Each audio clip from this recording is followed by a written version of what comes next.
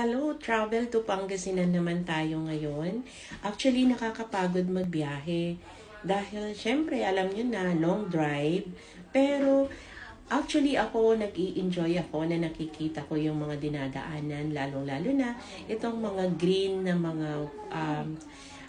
trees, tapos yung mga palayan, ganyan, 'di ba? And then ayan pa yung paglubog ng araw, kitang-kita mo, 'di ba? Napakasarap niyang panoorin habang siya ay palubog naman. So ayan, dinadaanan natin yung dito sa may NLEX bukid. Ayan, may tubig na yung mga bukid dito. So, ayan yung madadaanan natin pag nagta-travel tayo pa uwi ng probinsya.